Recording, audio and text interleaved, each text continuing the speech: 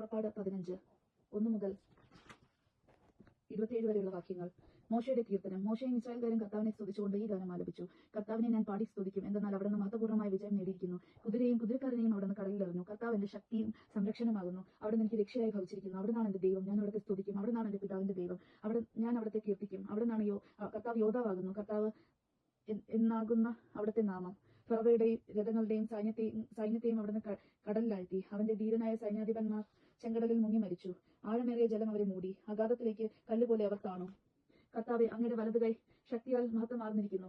കർത്താവെ, അങ്ങയുടെ വലതുകൈ ശത്രുവിനെ ചിതറിച്ചിരിക്കുന്നു. അനന്ത മഹിമയാൽ അങ്ങ് എതിരാളികളെ തകർക്കുന്നു. കോപാഗ്നി അയച്ച് വൈക്കോൽ എന്ന പോലെ അവരെ ദഹിപ്പിക്കുന്നു. അങ്ങയുടെ നിശ്വാസത്താൽ ജലം കുന്നുകൂടി. പ്രഭാകരങ്ങൾ നിശ്ചലമായി. കടലിന്റെ ആഴങ്ങൾ ഉറഞ്ഞ കട്ടയായി.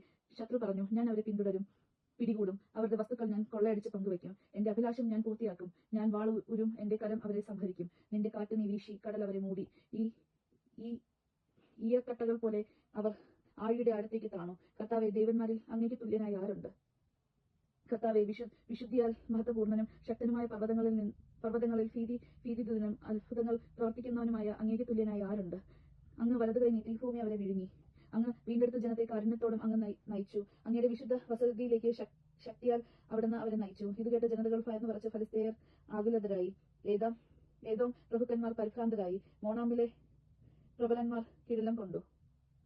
കാനാൻ നിവാസികൾക്ക് പ്രായരായി. അങ്ങയുടെ ജനം കടന്നു പോകുന്നതുവരെ, കർത്താവ് അങ്ങ് വീണ്ടെടുത്ത ജനം കടന്നു പോകുന്നതുവരെ ഭീതിയും പരിഭ്രാന്തിയും അവരെ കീഴ്പ്പെടുത്തി. അങ്ങയുടെ കരത്തിന്റെ ശക്തി ശിലാതുല്യം നിലച്ച് നിശ്ചലരാകുന്നു. കർത്താവ് അങ്ങ് അവരെ കൊണ്ടുവന്ന് അങ്ങയുടെ വിശുദ്ധ മലയിൽ അങ്ങേക്ക് വസിക്കാനായി ഒരുക്കിയിരിക്കുന്ന സ്ഥലത്ത് അങ്ങയുടെ കരങ്ങൾ സ്ഥാപിച്ച പരിശുദ്ധ മന്ദിരത്തിൽ അവരെ നട്ടുപിടിപ്പിക്കും. കർത്താവ് എന്നേക്കും രാജാവായി ഭരിക്കും. ഫറവോയുടെ കുതിരകൾ തേരുകളോടെ പടയാളികളോടെ ഒന്നിച്ച് കടലിലേക്ക് ഇറങ്ങി ചെന്നപ്പോൾ കർത്താവ് കടൽ വെള്ളം അവരുടെ മേൽ തിരികെ പായിപ്പിച്ചു. എന്നാൽ ഇസ്രായേൽ ജനം കടലിന്റെ നടുവെ വരണ്ട ഭൂമിയിലൂടെ കടന്നുപോയി. അപ്പോൾ പ്രവാചകിയും അഹറോന്റെ സഹോദരിയുമായ മരിയാം തപ്പു കയ്യിലെടുത്ത് സ്ത്രീകളെല്ലാവരും തപ്പുകളെ എടുത്ത് നൃത്തം ചെയ്തുകൊണ്ട് അവരെ അനുഗമിച്ചു. മിരിയാം അവർക്ക് പാടിക്കൊടുത്തു. കർത്താവിനെ പാടി സ്തുതിക്കുവിൻ, എന്തെന്നാൽ അവിടുത്തെ മഹത്വം പൂർണ്ണമായ വിജയം നേടിയിരിക്കുന്നു. കുതിരയും കുതിരക്കാരനെയും അവിടുന്ന് കടലിലെറിഞ്ഞു.